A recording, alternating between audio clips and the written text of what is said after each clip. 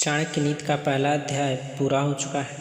अगर आप अब तक नहीं देखे हैं तो प्लेलिस्ट में जाकर पहले अध्याय के जितने भी श्लोक हैं आप सुन सकते हैं और आप अपने जीवन में ढेर सारी सीख ले सकते हैं इससे। और अब हम पूरे श्लोक के सारांश पर चर्चा करेंगे। क्या होता है कि जब हम लोग किसी काम को शुरू करते हैं या हम लोगों की भारतीय परंपरा है कि किसी भी काम को जब प्रारंभ करते हैं तो सबसे पहले हम देवी देवताओं अथवा प्रभु का स्मरण करते हैं ताकि वह कार्य बिना किसी व्यवधान के सरलतापूर्वक संपन्न हो सके। चाणक्य नीति का प्रमुख उद्देश्य यह जानना है कि कौन सा काम उचित है और कौन सा अनुचित है।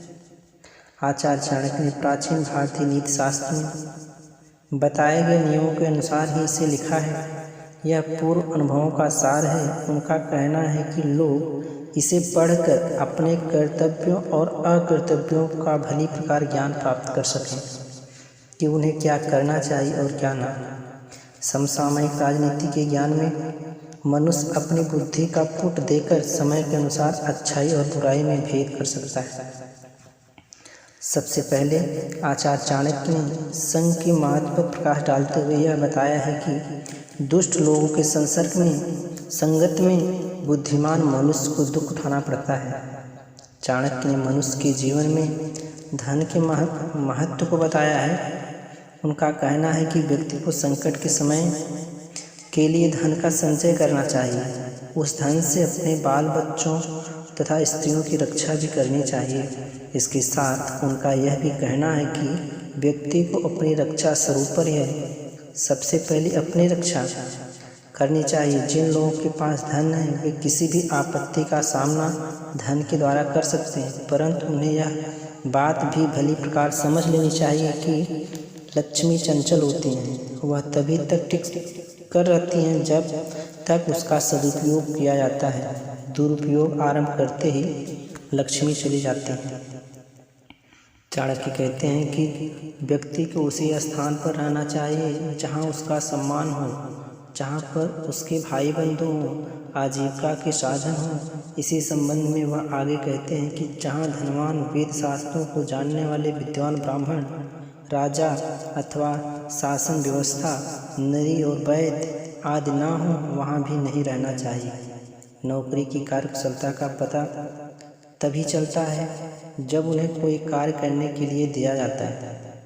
अपने संबंधियों और मित्रों की परीक्षा उस समय होती है जब स्वयं पर कोई आपत्ति आती है। गृहस्थ का सबसे बड़ा सहारा उसकी स्त्री होती है, परंतु स्त्री की वास्तविकता भी उसी समय समझ में आती है जब व्यक्ति पूरी तरह धनहीन हो जाता है।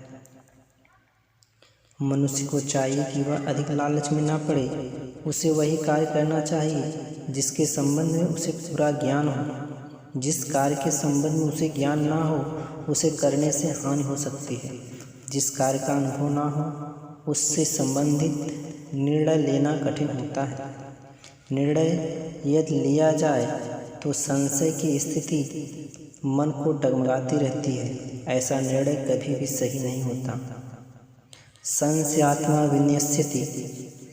मन यदि संशय में हो तो वह रास्ते से भटकता ही नहीं, गहरे और अंधेरे गड्ढे में फेंकता है।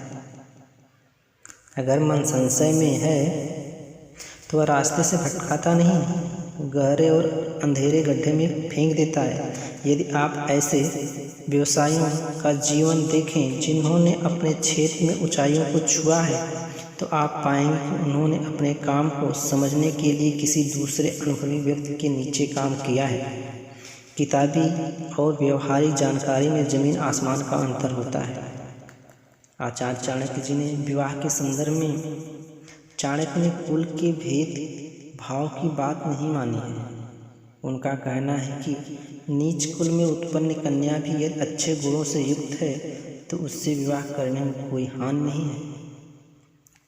जिन पर विश्वास नहीं करना चाहिए उनके बारे में आचार्य का कथन है कि सिंह और बाघ आदि तेज पंजों वाले जानवरों से दूर रहना चाहिए। ऐसी नदियों के आसपास भी नहीं रहना चाहिए जिनके किनारे कच्चे हों और जो बरसात आदि के दिनों में लंबे चौड़े मैदान में फैल जाते हों। इसी प्रकार लंबे सींगों वाले सांड आदि पशुओं से अपना बचाव रखना चाहिए। जिसके पास कोई हथियार है उसका भी कभी विश्वास नहीं करना चाहिए। इस प्रकार इनके बताए गए नियमों का भली प्रकार पालन करेंगे तो आपको एक अच्छी सुकून की ज़िंदगी जीने से कोई